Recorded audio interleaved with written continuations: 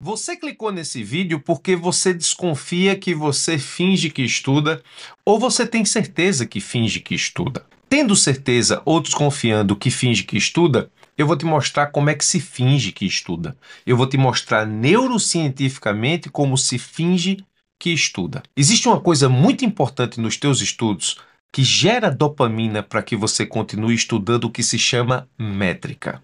Presta atenção nisso. Métrica é uma das estratégias mais eficazes para que o teu sistema dopaminérgico te ajude a continuar estudando.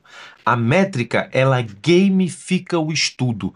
Basicamente, por meio da métrica, eu crio etapas de cumprimento dos meus estudos que me permitem continuar estudando. Basicamente, ao cumprimento de cada métrica, a partir da meta, eu ganho dopamina para avançar para a meta seguinte e para analisar a métrica seguinte. Eu vou te explicar isso de um jeito melhor. Imagine que você tem a atividade de escrever um livro de 2.000 páginas. Isso mesmo, 2.000 páginas. Bom, só o fato de pensar em escrever um livro de 2.000 páginas já faz com que grande parte das pessoas que estejam vendo esse vídeo comigo torçam o nariz. Eu também torceria o nariz. Mas se você pega a tarefa de escrever um livro de 2.000 páginas e você coloca uma métrica, e nessa métrica você associa, nesse caso, ao cumprimento de uma meta, e ao cumprir essa meta você de alguma forma traz algum tipo de recompensa, a feitura desse livro passa a se tornar bastante interessante. Se você é um cara que gosta de cinema, se você é uma pessoa que gosta de cinema, por exemplo, se eu digo que você tem um livro de 2.000 páginas para cumprir e para, portanto, escrever, mas a cada 50 páginas você ganha um ingresso de um cinema, opa, a coisa já ficou diferente. Eu peguei as 2.000 páginas, dividi em tarefas menores de cumprimento e de escrita de 50 páginas, portanto, eu criei uma meta em cima de uma métrica e associei a essa meta barra métrica uma recompensa.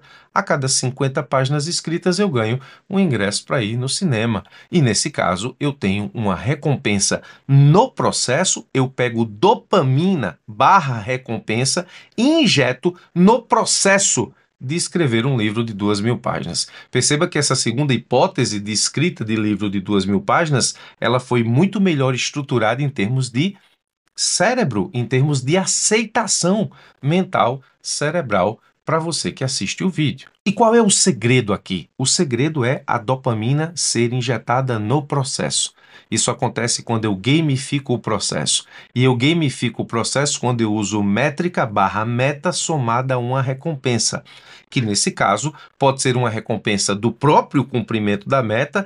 O próprio cumprimento da meta te leva para a meta posterior, porque o próprio cumprimento da meta te dá a ideia de evolução e progresso, então isso gera dopamina dentro do processo, e se eu associar isso a uma recompensa, eu estou colocando mais dopamina no processo e, portanto, a feitura do livro de 2.000 páginas, a escrita desse livro, não é efetivamente uma tarefa tão, digamos, desgastante assim. Em termos neurocientíficos, você vai aceitando melhor a tarefa de cumprir 50 páginas, escrever 50 páginas e, após essa escrita, dar uma parada e assistir um filme no cinema para você que gosta de cinema. Se você gosta de outra coisa, essa recompensa teria que ser associada, obviamente, a alguma coisa que você goste para que exista dopamina no processo. Espero que você tenha entendido. A métrica mais a dopamina representa, portanto, uma forma muito eficaz de cumprir projetos grandes, dividindo em etapas menores. O problema é quando essa métrica mais dopamina é utilizada para fingir os estudos. E aí eu vou te explicar o que acontece na realidade de centenas, milhares de alunos.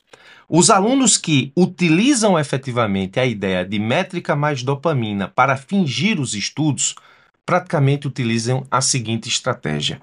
Acontece muito em quem usa, por exemplo, o Instagram para colocar lá publicações sobre o processo de estudo. E aí eu vou te explicar uma das hipóteses de fingimento dos estudos nos dias atuais. Eu crio um Instagram de estudo. E aí eu começo a postar a minha evolução nos estudos. E essa postagem, ela é associada a uma métrica, a quantidade de horas que eu estudei por dia, as páginas que eu estudei, a quantidade de horas líquidas, os livros que eu li, os materiais que eu avancei, a quantidade de questões que eu fiz, os acertos nessas questões e eu vou postando. A cada postagem, isso me dá dopamina, porque se eu estou postando no Instagram é porque eu estou exercendo uma atividade que eu gosto. É basicamente a mesma estrutura. Eu cumpro efetivamente uma métrica barra meta e aí eu vou lá e posto no Instagram. No começo, isso vai me dando dopamina no processo. O problema é que essa necessidade da dopamina de postar a métrica faz com que muitas vezes o aluno poste a métrica sem cumpri-la ou então finja que cumpriu para poder postar para ter efetivamente a dopamina que ele procura na postagem, especialmente se essas postagens resultarem em visualizações e curtidas. Aí você começa o processo de fingimento dos estudos, no sentido de cumprir uma meta que você não está cumprindo para receber a dopamina do cumprimento que você receberia se tivesse cumprido. Você praticamente buga o sistema no sentido de buscar a recompensa do cumprimento da meta sem de fato ter cumprido a meta. E aí você começa a pensar, se eu estou postando, as pessoas estão curtindo, as pessoas estão gostando, está tendo visualização, se eu não avançar nos conteúdos, as pessoas vão achar que eu estou retrocedendo, você acelera os estudos, finge que estuda para postar no Instagram, porque a necessidade de validação social dos seus estudos e do seu avanço já está incorporada a dopamina da postagem do conteúdo lá no Instagram. Isso acontece no Instagram, para postagem de conteúdo, isso também acontece em diversos níveis de dopamina no processo associado à métrica. O simples fato de preencher uma planilha de cumprimento de metas, no dia que você não preenche a planilha, efetivamente isso gera um pouco de frustração, porque o preenchimento da planilha e o cumprimento da meta gera dopamina, você acaba fingindo que estudou para poder atingir efetivamente o cumprimento e, nesse caso, gerar lá o resultado na planilha, como se você tivesse estudado, mas na verdade você não estudou. Esse é um processo de fingimento de estudo, que ao final e ao cabo, o próprio aluno sabe se tratar de um fingimento. Mas como ele está muito mais preocupado com a dopamina da métrica cumprida do que com o conteúdo estudado, ele acaba fingindo que estuda. E sabe qual é o resultado?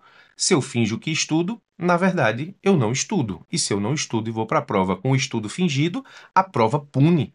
Porque a prova não aceita estudo fingido. O estudo fingido não foi estudo. O conteúdo que eu estudei fingindo eu não absorvi. Se eu não absorvi, eu não vou ter efetivamente na prova a capacidade de colocar esse assunto para fora. Então você percebe que nessa circunstância, esse fingimento, ele simplesmente vai sabotar todo o teu projeto de passar. Se você está nessa, se você nesse caso está utilizando métrica mais dopamina, cujo resultado não é progresso, é fingimento, tenha cuidado. Avalie os seus estudos, avalie a sua estratégia e simplesmente pare de procurar a dopamina da métrica sem o cumprimento da métrica ou com o fingimento do cumprimento da métrica.